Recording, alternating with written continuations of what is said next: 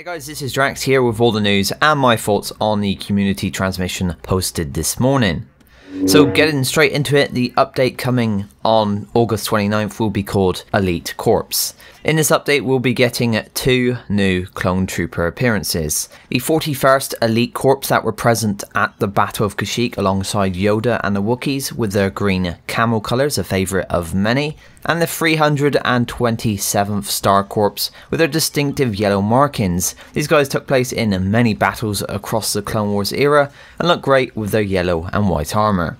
And that, unfortunately, is it guys, so just 2 new Clone Trooper appearances in with this update. I have to say I expected more at this point, but I'll wait and see how these look before complaining too much. These new appearances will be priced at 20,000 credits or 500 crystals each, and will be available for the Assault, Heavy and Specialist class, of course, within the Galactic Republic. A special bundle will be made available where you'll be able to pick up these appearances for all 3 classes, and that will cost 40,000 credits, so I definitely recommend getting that bundle right there. I'm not sure if this bundle will be made available for crystal purchase too, as it only says the credit price in the transmission. So we can see in the picture provided, both of the new skins there looking pretty good, and as in the title we do get a tease of a droideka rolling up the ramp towards the destroyer in the background. That at this point has got to confirm the inclusion of droidekas in the future of this game. Most likely in with the Geonosis update when it arrives, but maybe even sooner. We could see it in with that large scale mode. Great to see that added in the picture there, as it's probably the most exciting thing we have seen in a few months now. So moving on to emotes and victory poses, in the next update you will be able to purchase emotes and victory poses for both heroes and troopers alike. Hero emotes and victory poses will cost 2,000 credits or 50 crystals each, and trooper emotes and victory poses will cost 1,000 credits or 25 crystals each. I guess a fair price for emotes and victory poses, but really at this point everyone's got loads of credits stored up, so I think we'll be fine with those sort of prices. And the prices on the clone troopers as well, that seems about fair considering what new players can get and also what consistent players can earn now with credits.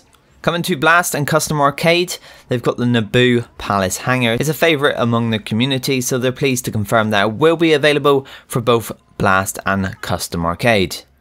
Ewok Hunt is here to stay. Ewok Hunt has been a favourite amongst the community since its inclusion with the Night on Endor update, and as part of the next update Ewok Hunt will be here to stay as a permanent game mode within that operations menu. Further to this, they've added a new end of round screen, and this looks far better. They've included the picture right here. It's going to give you a good breakdown of your score, eliminations, assist deaths and your longest kill streaks, as well as overall placement on the scoreboard, your combat placement and your objective score placement, and whether or not you're on the winning team. So, it says there at the end, remember, always play the objective. So the new end of round screen there is looking pretty good. I'm liking the change right there.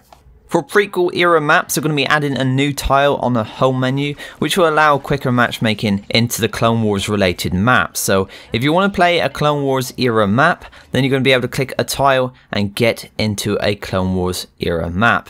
Now if one isn't available though, they are going to pitch you onto another map which may not be the Clone Wars era, but they're improving their matchmaking this way and they're constantly looking to improve it as well.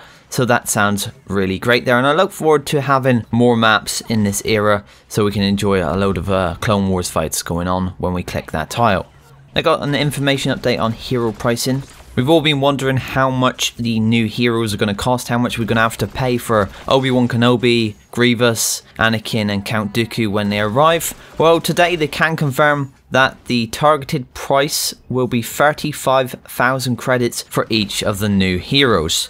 And they came to this price by looking at their data and determining how fast people can earn credits, as well as the average amount of credits that a player has saved up. So I think 35,000 credits doesn't sound too bad at all. It's definitely not bad for me, and I haven't played that much over the last few weeks, so I think most people should be able to achieve this. Like I said before, new players can earn it pretty quick by all the challenges and stuff and the milestones that they can get, and constant players, consistent players can earn it anyway because they're pretty decent at the game at this point and they know how to earn credits faster.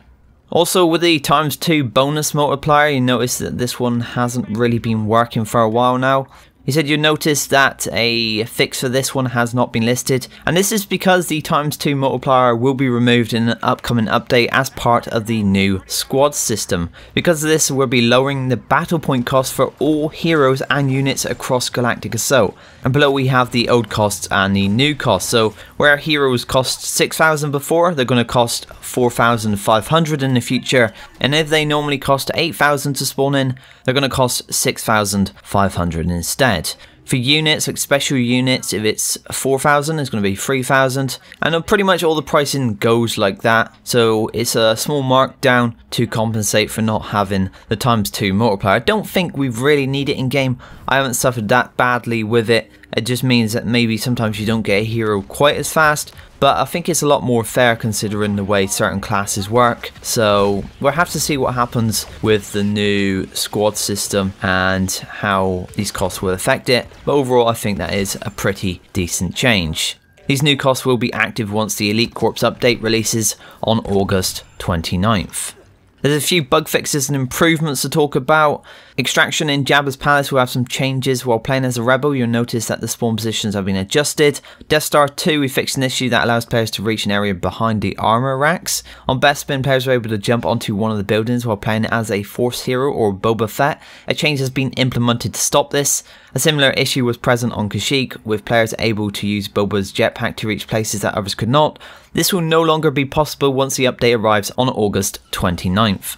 There was also an issue at Jabba's Palace where Boba Fett could stand on one of the ledges and was not easily accessible to the other players. This has been fixed. Sorry, Boba. There's nowhere to hide now. It's quite good there. But anyway, yeah, that is really good changes. I really like that there because Boba Fett and some of the heroes getting up really high and just sitting up high really I have to say cowardly in these games, and terrible sort of tactics not really being involved in the fight. It really did ruin some of the HVV games that I've had in the past, so I'm liking those changes right there.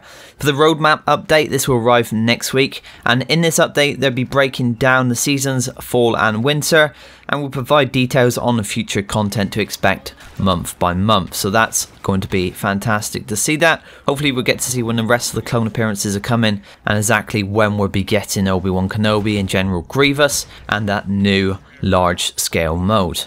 So that's it for this one, guys. Overall, it looks like it's going to be a pretty good update next week. I'm a bit annoyed that we didn't get more clone appearances in this one. Mainly, I'm happy in this transmission that we got to see a Droideka in Battlefront 2. It's got the Battlefront 2 name on that picture, and it's also got a Droideka in it. So that's pretty much confirmed. We will be seeing Droidekas in the future of the game. I think that's the most exciting thing that I take away from this update.